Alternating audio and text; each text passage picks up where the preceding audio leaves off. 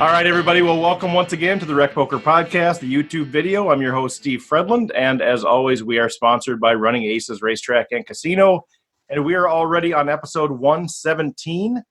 Just a couple of quick announcements. As you guys know by now, tonight we're going to be talking with Chris Fox Wallace, and we're going to be digging in a little bit into something we announced last week, which was the Crazy Like a Fox.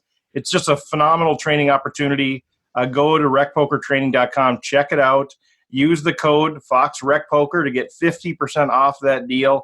But all the details are out there. If any questions that you have from tonight aren't answered, go check that out or get a hold of me and we can chat about it as well. Also, just a quick shout out to I've seen so many people now wearing the Rec Poker stuff, and it's super exciting. And I always forget everybody that's doing it. But just a few names came to mind when I was thinking about this: Stacy Nelson, Darren Peasley, Jack Burke, Brian Soja, Jill Burke, several other people that I've seen out there wearing it. So thanks for you guys for repping the brand. Greatly appreciated. A reminder, too, Monday nights, 8 to 9:30. If you just want to talk poker, if you're trying to get better, every Monday night, we just get together through the video conference. It's free. You have to register, but it is free. We've been talking about hand ranging. So if you just want to talk poker with us, jump on there, get a hold of me if you can't figure out how to register, but you can do that online as well. And just a quick shout out, every week we talk about the Running Aces Player of the Week. This week it's a little bit self-centered because I get to announce that I was one of them. I actually got the points lead this week. Yeah! It was kind of a short week. I got to play 4 tournaments and ended up winning 2 of them and final tabling the other 2. So it was a good week for me, but also Kevin Kelsenberg, Dave Soderstrom, and Lee Bowe, who's a tough opponent at Aces. They were in the top 4. So congratulations to all of those folks out there. And just another quick shout out, Derek Smith, Rob Washam, Stacy Nelson, joining us here tonight as part of the panel to talk to Chris Fox Wallace, who at this point, Fox, you really don't need a big introduction. If you want a big introduction about Fox, go back and listen to episode 112 or the several others that we've had him on. But Chris, welcome once again to the show. Thanks, Steve. I don't know why I'm doing this. If you're Player of the Week, I've never won Player of the Week in anything. Yeah, exactly. Well, you don't play enough. You know, here's the key: you got to play the $30 and $75 tournaments. Oh, that is a problem. I don't think that's your sweet spot. I'm not sure. It's hard for me to pay for the gas that way. Right, exactly. But anyway, so Fox, we're going to do a couple of hand histories. But let's start off first of all. You know, the announcement that we made last week. This whole training seminar, this virtual 10-session Crazy Like a Fox, how pros think about tournament poker training session coming up. Talk a little bit about where did that come from?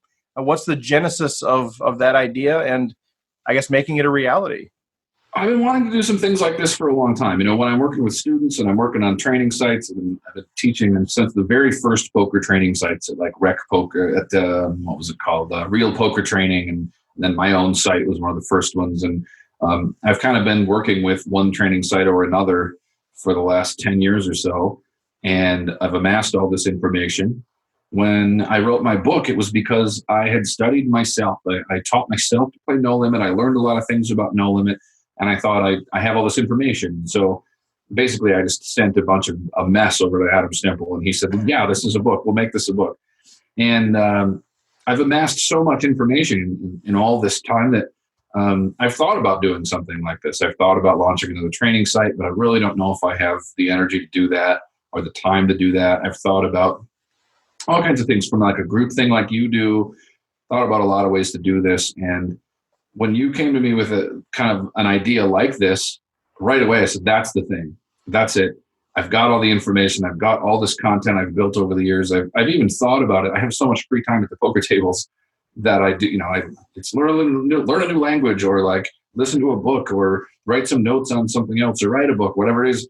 And one of the things I've done is create a bunch of potential seminars and a bunch of content. So I knew right away this was the right thing. And then I kind of wrote out a plan. How am I going to really teach people all the things they need to know about tournament poker from the start? And it's a little bit of a Karate Kid kind of thing, where you have to just trust the first couple lessons, because it's information you're going to need, and it might not do you any good right away, but later it's going to all make sense. And I thought, if I have people locked into 10 lessons, I can actually get them there. Rather than if I have a student who shows up for one lesson and I don't know who this person is, I've got to teach them something they can use that lesson or they're never coming back.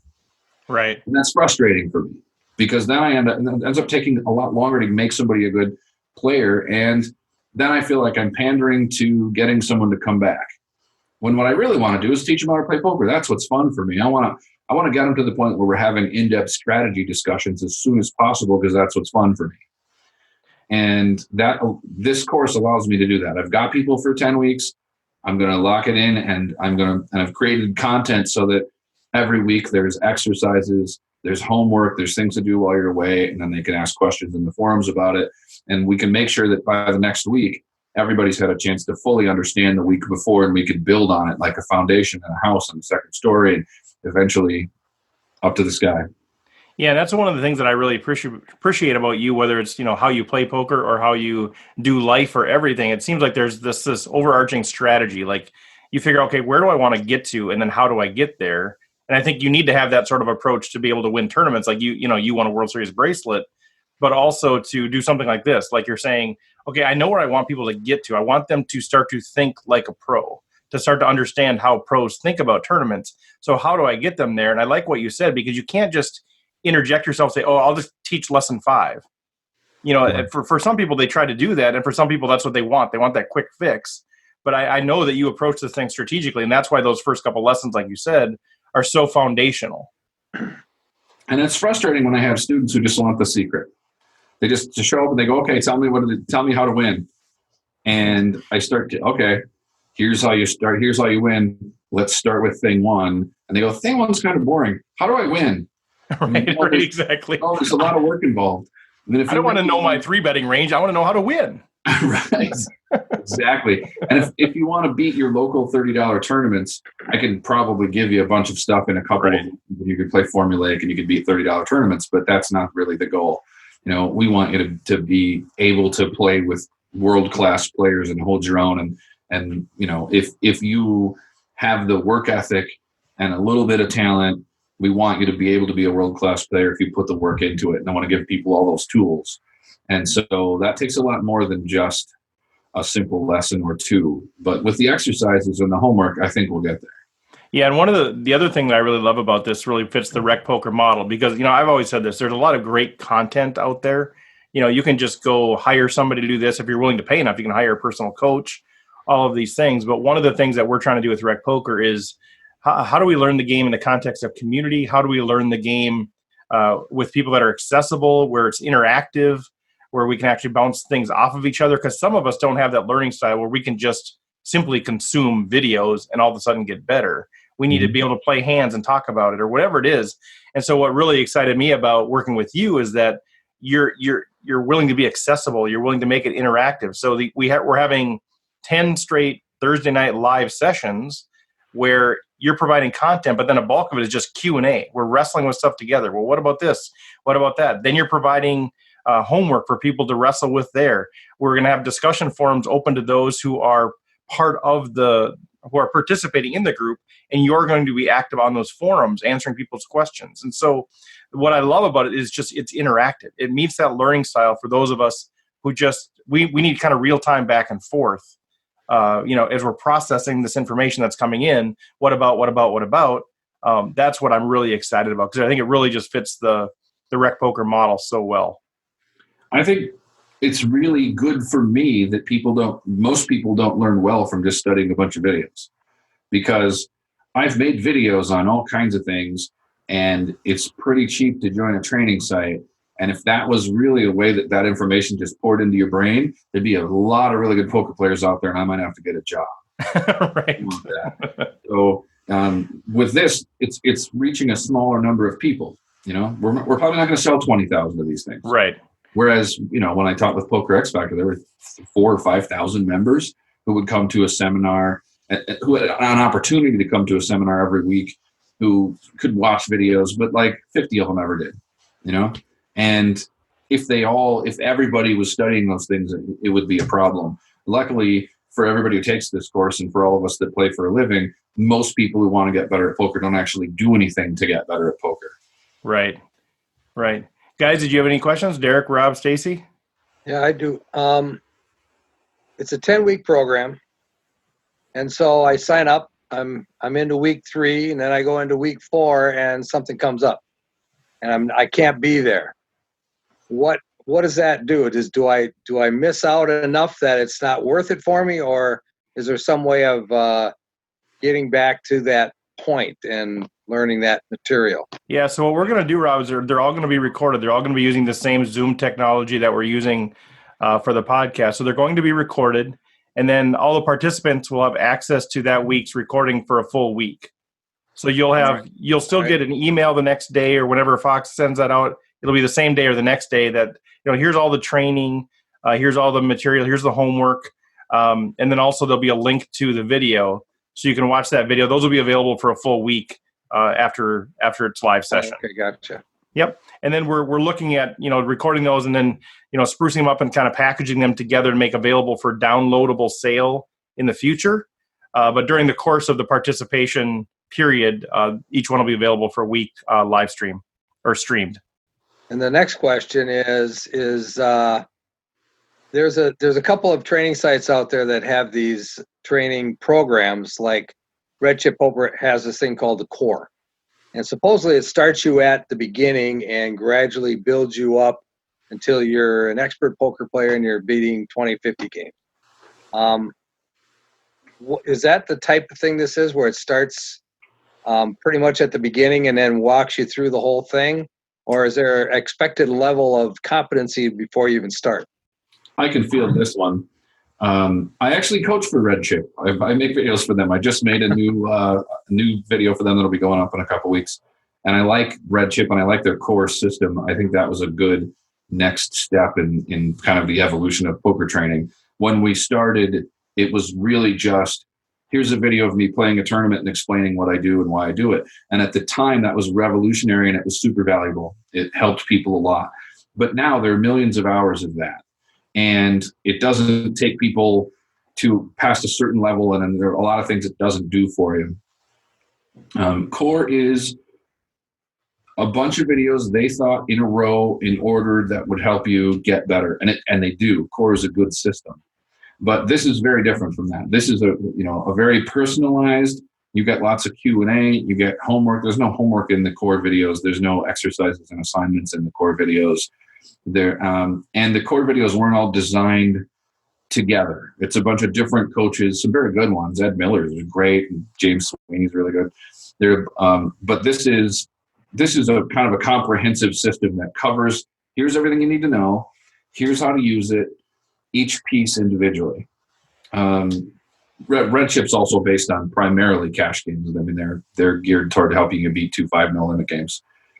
I haven't seen anything quite like what we do. I know there are other people who have offered classes, groups of seminars, kinds of things, but I haven't seen anything quite like this, which is why I thought it was such a good idea. When we start with stack sizes and understanding how to use them and all the things you need to know about them, we do that because the next lesson we build on what weapons you can use with various stack sizes and when to use them. And the next lesson, if we talk about tells, we say if this guy's got this many chips and he has this tell and you're in this situation, you have this weapon, here's how to do things and how to analyze the situation. Everything builds on the next thing. Whereas all the seminars I've seen, and I watch a lot of poker training content, I try to keep up as much as I can. Everything that I've seen is a grouping of here's a bunch of stuff you should know.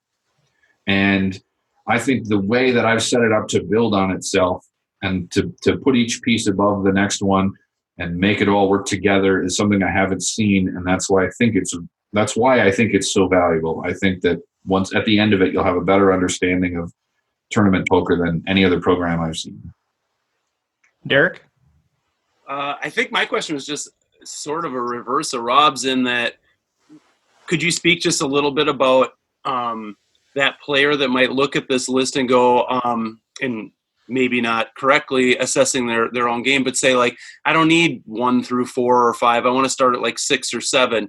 But then I think of, like, I have a basketball game tonight. Like, we shoot layups to start. We just, you always start with the basics, right? Like, I mean, you know what I mean? So could you speak a little bit about even maybe in your own game, like the value of going back and always kind of reassessing your foundation, and like there's value in that too. You're right that is likely to be an issue that we face when people are looking at the system, because the biggest problem with poker training is that everybody already thinks they know a lot. If you ask the average player, they're a winner. The truth is it's between 5 and 10% of players actually are profitable. If you ask the average player, they know quite a bit about the game. And in reality, they don't. That is a hurdle we face in terms of marketing this thing for sure. You're right. The layups is a good example.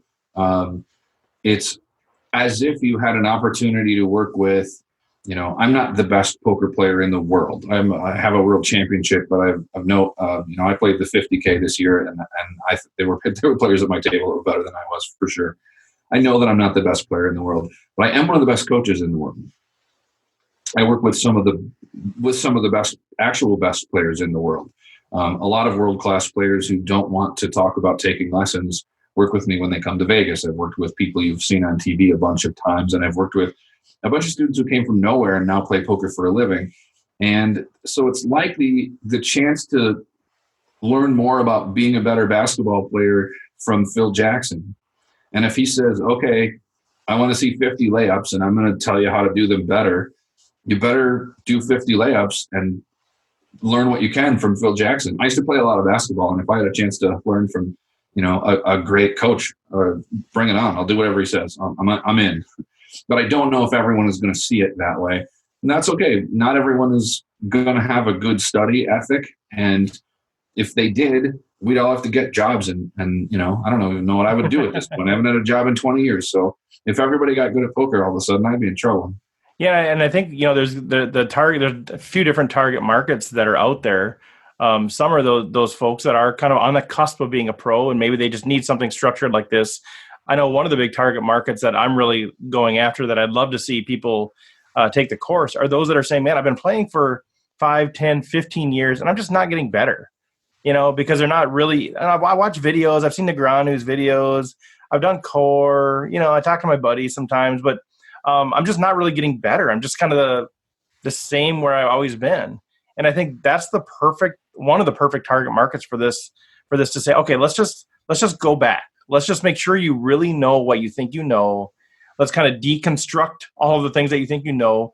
And it's going to require a humble posture by those individuals. If you're coming into this saying, I already know everything. Okay, good. Fox just confirmed everything I already knew. First of all, I don't think you're going to get anything out of it. But secondly, I just think you're not going to experience the value that Fox can bring. So I think that's the big target market is folks that are kind of feel like they're floundering. They want to take the next level. They don't really know how, but they're willing to take a humble posture toward it and really evaluate their game. And I mean, Fox, I don't know if you'd ever want to share like what you get paid per hour for coaching, but if you want to hire a personal coach, it's huge. It's super, super expensive, especially, there's different levels of recreational player, those that are on the cusp of turning pro. And then there's people like me that are like, wow, how can I pay that much money for, given how much I pay in a year? Yeah, that's expensive. I charge $100 an hour, and I've actually cut that back a little bit. It was $150 an hour during like the heyday of online poker, and I was turning students down. Yeah, because what I did was so efficient in online poker when I could get like 50,000 hands from somebody and analyze the statistics, and I could do so much that then I had kind of a waiting list of all these people who wanted to play online for a living. Right. That's cut down now, and I enjoy teaching more than I used to, so I've kind of cut the number down so I can teach more. Yeah. And I think the last thing I would address the kind of people that are going to say, I already know these first 4 things, are not going to do much for learning anyway. They're not going to learn much, and they're almost certainly wrong, because if they have that kind of approach, then there's no chance that they've actually studied in that way. And that humble approach I learned from martial arts. It's not about thinking that you're not good. It's about taking what people say and internalizing it and believing it and listening to people and trying to learn. It's about that attitude rather than, Americans often see humility as this thing where you have to say bad things about yourself. And that's not right. That's not what it's about. It's about having an open attitude toward other people and toward learning and other people having knowledge. Right. And that's why I'm a member of other training sites. That's why I take lessons when I can. That's why I talk poker with my friends and I watch videos, and I'm always trying to learn. You have to keep up with the game. Yeah. So if I run into somebody who was asking me a question like, I already know the stuff about stack sizes. I don't need that lesson. My assumption is they probably don't know very much about stack sizes. They just know enough that they think they understand. But really, do you know the stack size of everyone at your table all the time?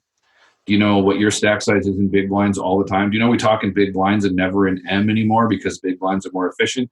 Do you know what the various zones are and what your push fold ranges are from 0 to 10 or 0 to 11, and when you can push fold to 14 big blinds versus when you would want to raise and invite a re-steal? And do you know when the re-steal zone is? And I have 100 questions for you, and you're not going to have answers to all of them because you probably don't understand stack size the way you think you do.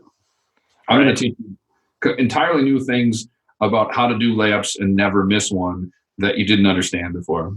Yeah, and maybe you can even get me to jump high enough so I could actually dunk. That would be pretty fun. Maybe I can dunk instead of just doing layups all the time. But that's so good. And I think, here's an opportunity for, we're retailing this thing at $300. So it's 10 sessions, an hour and a half each, plus the homework, plus the discussion forum. But if you're part of the Rec Poker Nation, you can just use the code FOXRECPOKER. You get that for $150, so you get it half price. And, where I was going with that was, here's 15 hours of training from a World Series of Poker bracelet winning champion, plus an interactive forum, plus the potential, the ability to save these videos in the future for basically $10 an hour. And it's the price of a Running Aces double stack for an opportunity to grow your game. So I think even if you're looking at this saying, boy, there's parts of it I feel pretty good about, if you can extract value from any parts of that, I think it's well worth it. And if you start doing the math and saying, boy, I think this could even increase my ROI by 1 or 2% a year, do the math on how many buy-ins you have, and you'll see what kind of value this brings. So I want to encourage everybody out there, really, take a look at this. Go to Rec Poker Training. You can go to look. There's Crazy Like a Fox right there. You can click on that. It'll show you. Chris has already put together all 10 session descriptions. You can see the whole schedule out there running from March 21st to May 23rd, 10 straight Thursday nights, 8 to 9:30 Central. You can get all the details out there. Look it through. Shoot me a note if you have any questions. But we'd love to have a number of you folks out there joining us for that. I really hope it's a bunch of people. I think it's more fun with a big group. For sure. And we do have a couple of this podcast will be released on Thursday or Friday. We have a couple of Facebook and Twitter contests. So if you're listening to this today, go out there, and if you do the like, retweet, comment, share, all that kind of stuff, we are giving away one of the courses on Facebook and one of them on Twitter. So go ahead and enter that and spread the word, and maybe you can win it, and it won't cost you a dime. All right. Well, anything else you want to add, Fox, or any other questions from you guys before we get into the hands? I don't think so. I can just tell you that the descriptions I wrote up were pretty basic. The amount of information you're going to get is very in-depth. But the biggest thing I think that I've done is to simplify a lot of this information, because I've been teaching for so long that there are a lot of great players who don't teach well, and a lot of great teachers who don't really play that well, and it's hard for them to then teach you how to play if they don't understand everything. I've spent a lot of time learning to teach. And, books like I read The Talent Code, and that was a really interesting book. And I've read all these books on how to teach people things.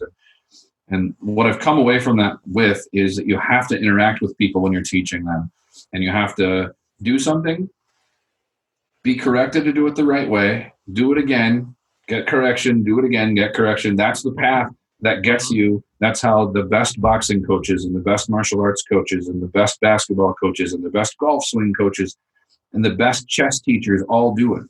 So that's what I'm doing in this situation. I give people very simple, like my push fold ranges. I'm going to give you all the push fold ranges for 10 big blinds, but you're not going to study and memorize all of them. So I'm also going to give you 2 ranges that you have to remember that are super simple. And then I'll tell you a little bit about how to alter them. And then your push fold is going to be 95% of the way there. And I'll send you a little chart that has those 2 things on there. And it changes the way you see the game completely. Instead of going, okay, I need to learn about push fold, but I have to memorize all these ranges. I'm not going to remember them all. To, I know how to do push fold now. If I'm at a tough table, I can be nearly unexploitable with my push fold ranges very quickly and easily. Oh, I love that too.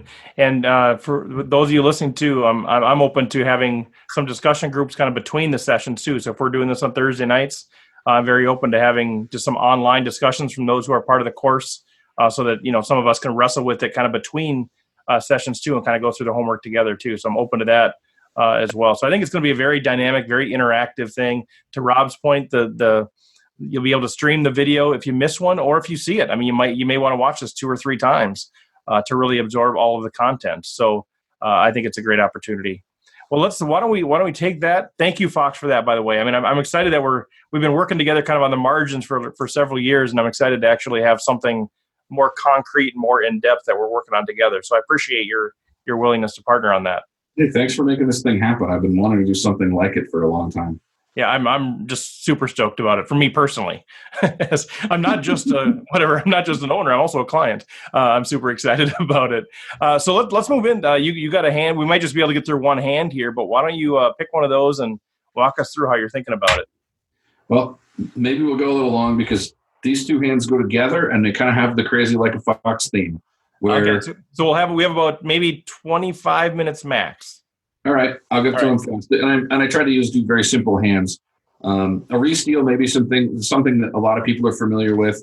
I've done a lot of videos in the past on re-steal, and I've taught it to a lot of people. And it is basically when you have 11 to 22 big blinds, is it approximately in that range, and someone raises, you can go all in over the top of them with a very wide range if they don't have a big hand and they're likely to fold.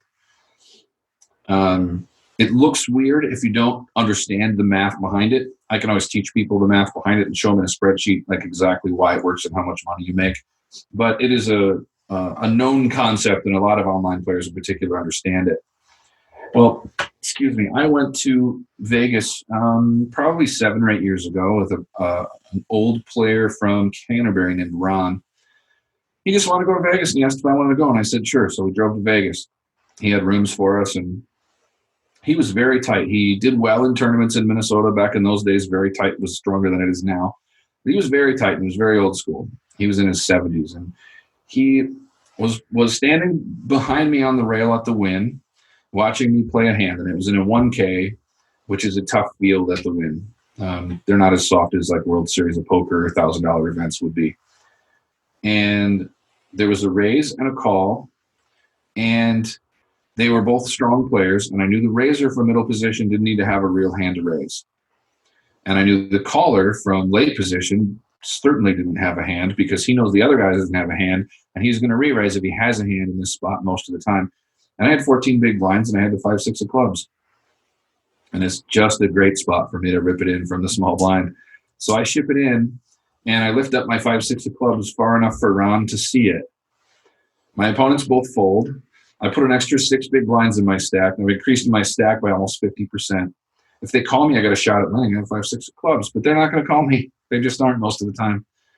And when I went on dinner break, he was there, and he said, "I can't believe you did that. I don't know what the hell that was all about." He thought it was nuts. I understand. And I explained re-steals to him, and it changed the way he saw poker completely.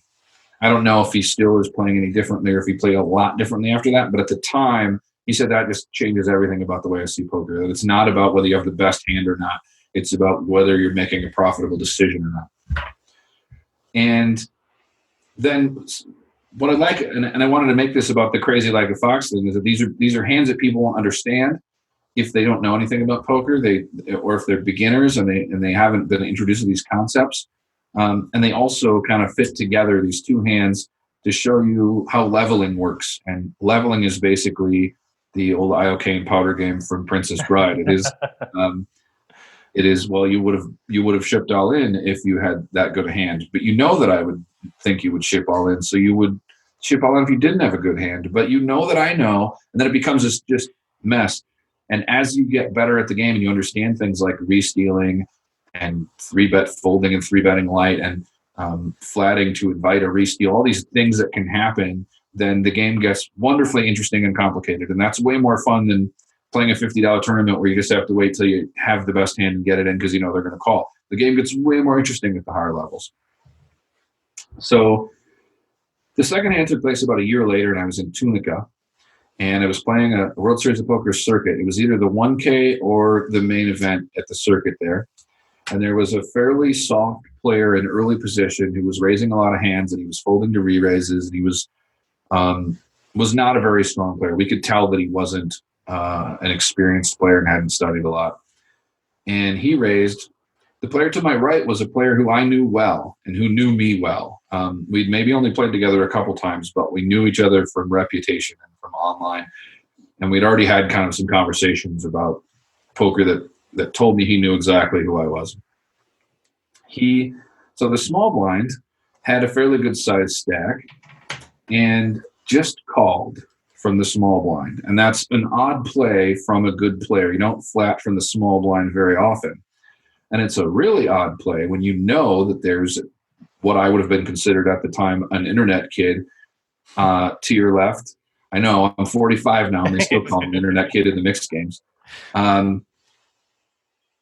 If there's an internet kid to your left who you know is a studied player and he's got 14 big blinds, if you flat there, you know he's going to ship maybe 100% of his hands without, I might even pretend to look and ship it in there. Well, especially if it's a loose open, right? Yeah, my hand might not matter there. Yeah. If the small blind had been a soft player, I rip it in there instantly, and it doesn't matter what my hand is. But the small blind was really good, and when he called, I thought, I wonder why would he do that when he knows I'm going to ship it in? He's got to be setting me up. And I had ace queen of diamonds, which is such a good hand to ship it in there with. But why would he do that? It doesn't make sense to me. This guy's too good to flatten the small blind and then throw away those 2 big blinds he just put in there when I ship, when he knows I'm going to ship like a really wide range. So I just called. And we saw a flop. And so you called not as you're trapping, but just called because this is a red flag. Yeah, I'd rather just see what's going on here and what kind of trouble I might be in and see how the flop looks. Because if I ship here, the small blind is calling. Yeah. Okay. Ace, king, aces, kings, queens, jacks. That might be his whole range there. If he set me up, it's probably with one of those hands. Yeah. I call. We see a flop. Flop is 9 high. I check. Player to my right checks. I check. The original razor bets. It's like 9-4-3 or something. The original razor bets. The guy to my right calls, and I fold. On the turn, they get it all in. The original opener has like 5s or some nothing hand, and the small blind has kings. Yeah. he was definitely setting me up. And I told him I had ace queen, and he said, when it took you so long to call, I figured you must have a real hand. And it was a great leveling game where he doesn't know that I'm going to have a big hand there. And if I don't have a big hand there, maybe it doesn't make me pause and think, and maybe I do ship it in. But what he's hoping is that I ship it in. And when he does that and he just flats, when I don't have much of a hand, it might even be the best play, even if I'm going to snip it out. But if I had ace queen, he's definitely going to make a small re-raise there, because then I'll ship it in over his re-raise. Right. But he doesn't expect me to have a hand like that and to flat in that situation. Meanwhile, the under the gun player has no idea what's going on. He can't imagine why this guy flatted with kings. And when I told him I folded ace queen of diamonds, he has no idea why I would flat with ace queen of diamonds. And as he has a few more chips than the other guy, so he's still at the table. And he asked both of us, "What the hell was that? Why would you flat with kings?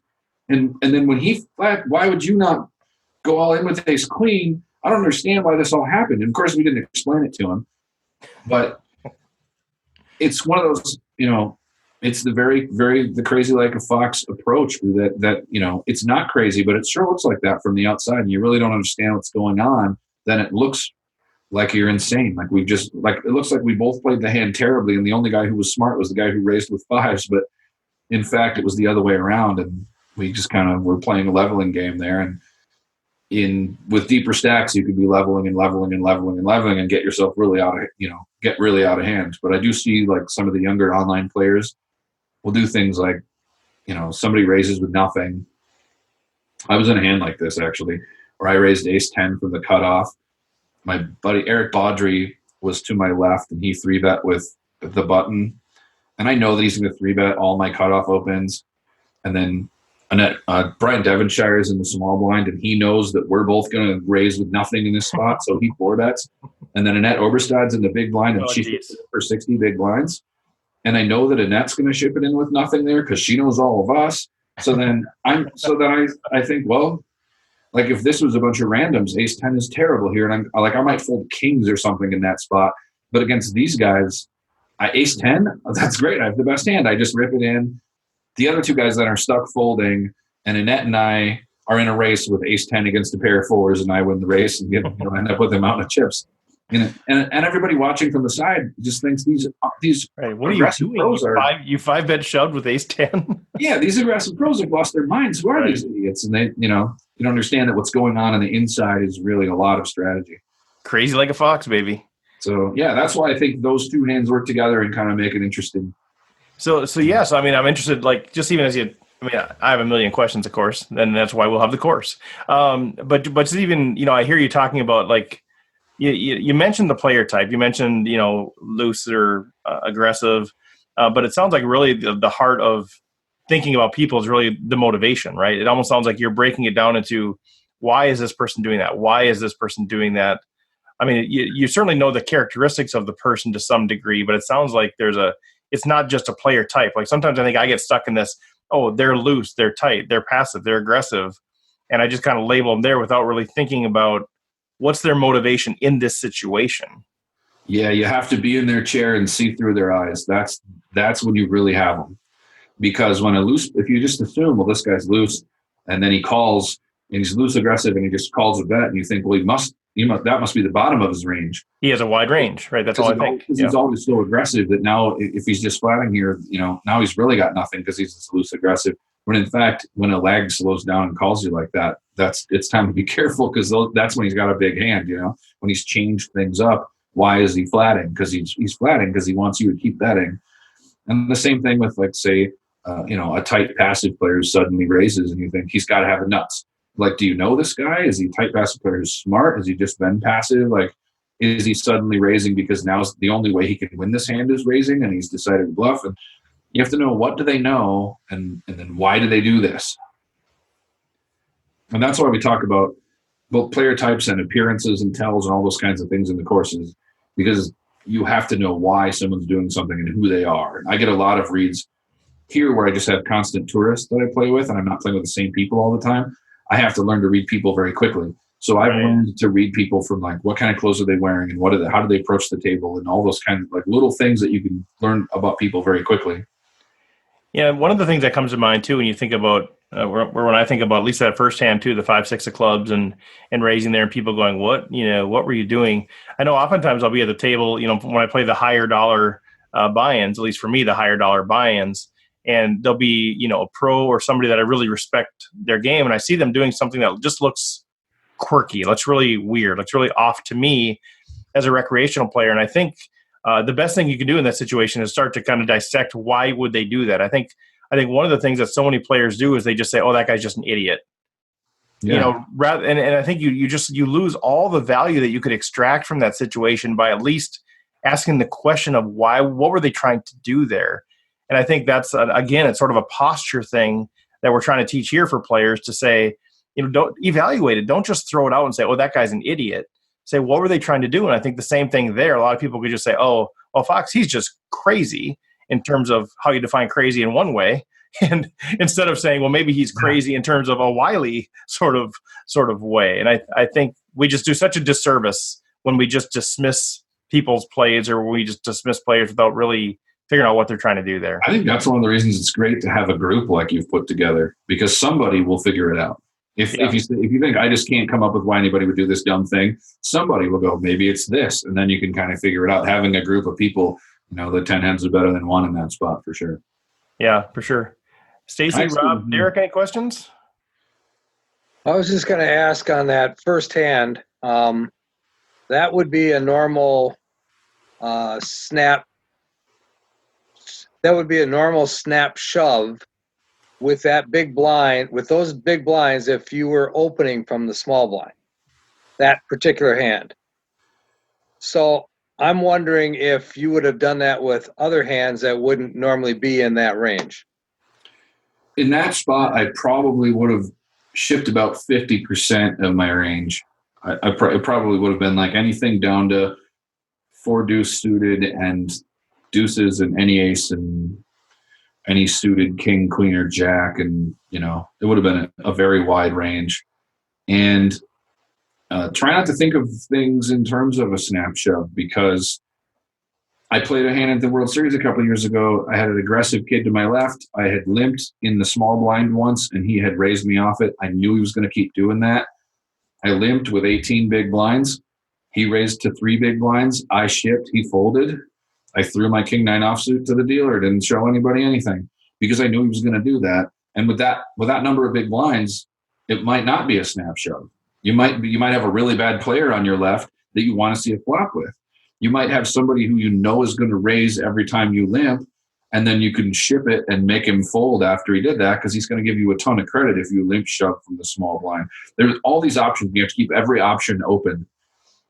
Right. I was just saying that if it folded to you in the small blind, that would be a normal shove position with your stack size. It would be like a GTO Nash shove, right, for sure. And so then I was just curious if that factored into it. I mean, I understood the other factors. Yeah, I was wondering if the hand made a big difference. And I would say my re-steal range there would be wider than my open shoving range. Okay, that's what I was getting at. Yeah, that's what. Especially with a raise and a call, there's so much extra money in there. When I don't think those guys are going to call me very often, then my reshoving range can be really wide. I can probably pull up a spreadsheet and make a case for reshipping 100% of your range there, but I tend to be a little more cautious than that because of other tournament reasons. Right. Very good. So, Fox, as we think about, these hands, but then we also think about the course. I think some people will think about they want training because they want to fix their leaks, which I understand that perspective. But I think the posture we want people to take toward this course is let's just kind of rebuild your don't lose what you've learned, but let's rebuild your strategy, or at least your mindset on how to think about tournaments. But in the process of doing that, what do you think some of those leaks are that you see in recreational players that will get fixed if they, kind of take this humble posture toward your course and build up their tournament game? Like what are some of those things that you think will just naturally start to disappear from our games that are currently costing us money? I do think finding leaks is the hardest part of coaching. It is hard to do. You don't get any of it really from training sites, and you get very little of it from just listening to a coach tell you how to play poker, because he doesn't know what mistakes you're making, and he's probably never going to cover that section. Yeah. I just worked with a student a couple of days ago who I've done about 5 lessons with, and instead she watched me play online for a couple hours. And during that time, she said, "Oh, I learned so much. This was amazing. You're playing this way different, and this way different, and this way different." And without her watching me play and actually going through a bunch of hands, she would never pick that out. I see the same thing when we do hand labs. In Reno, I'm going to do some hand labs where everybody sits at a table and I deal out a bunch of hands, and then we play out the hand, and then we talk about how everybody played the hand and how things could be done differently. When you're making your own decisions, and I can see when you make wrong decisions, or when you're not thinking about things that could help influence your decisions, then I can spot a lot more problems. In the course, because there's a lot of Q&A, we'll be able to help some with that, and the exercises are primarily designed to help with that. There are going to be some quiz questions. I'm going to say, here's 10 questions. Tell me what you think about these things.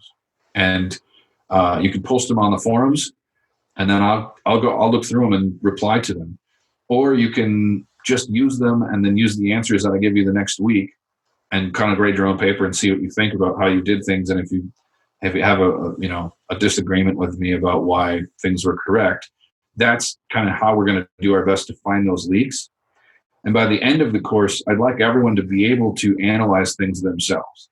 So at this point, I know that I'm not the perfect poker player, but I am able to analyze my own game and figure out where my leaks are and find ways to get better all the time.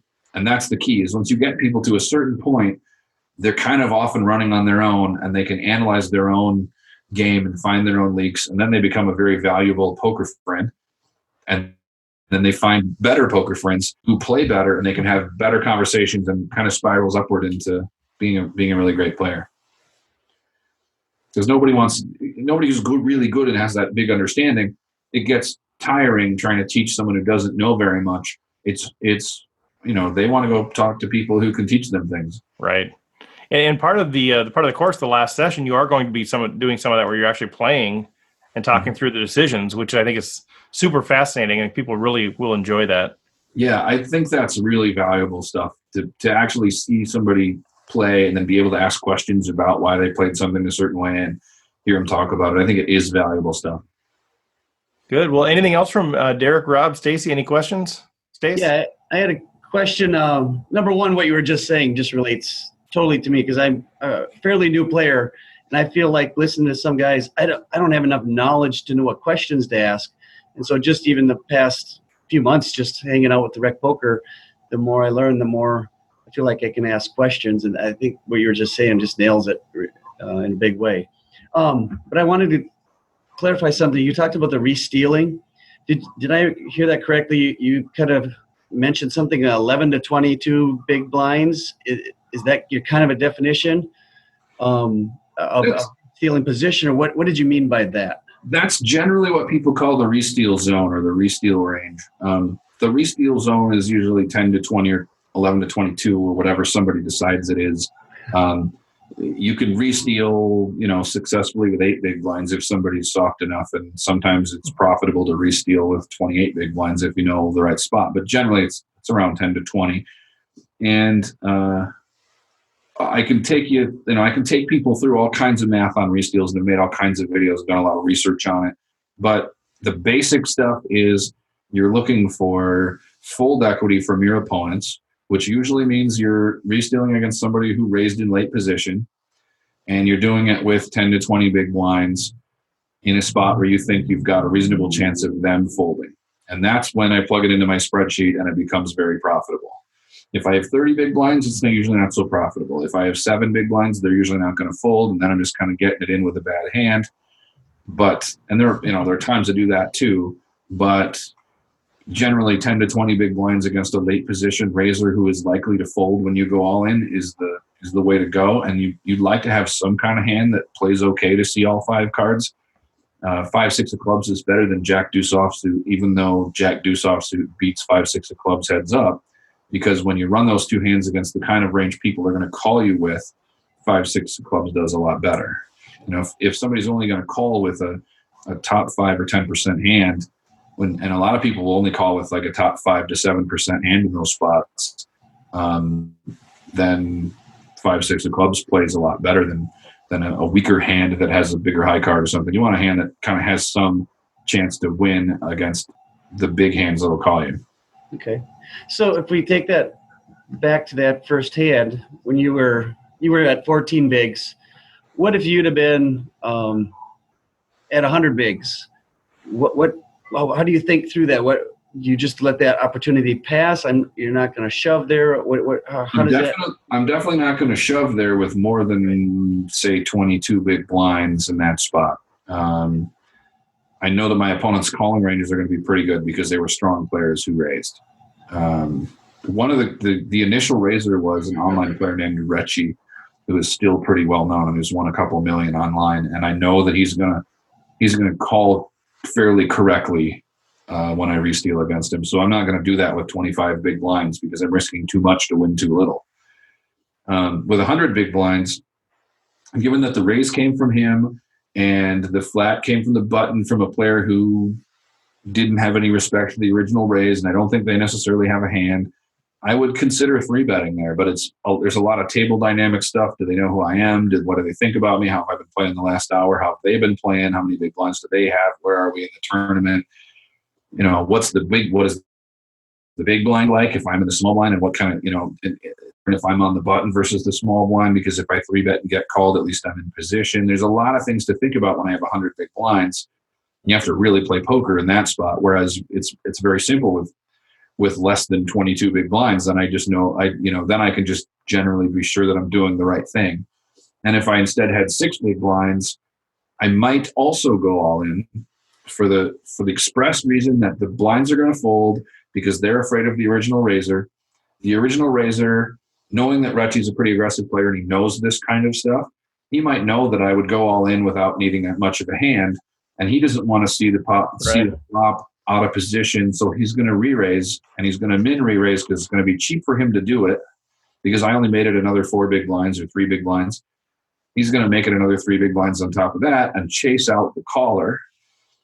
And then he's going to be all in against me when I may not have much of a hand and there's a ton of extra money in the pot.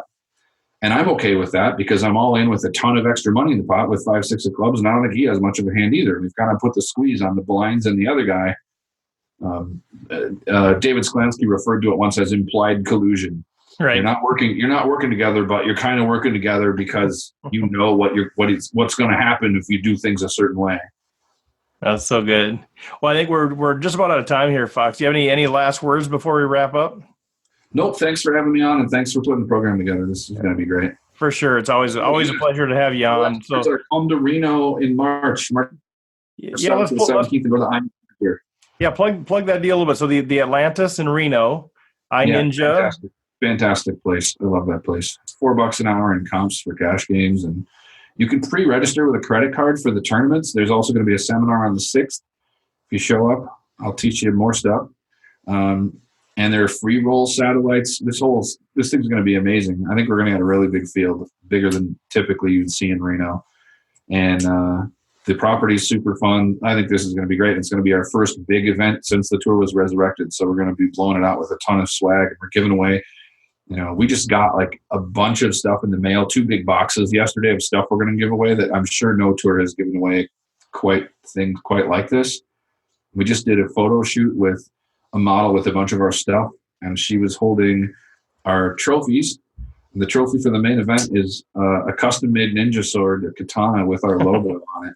So we went out to Red Rock and did a photo shoot with this model, like holding the sword and doing poses on the rocks, and it was super fun. Was it Jordan? Was she the model?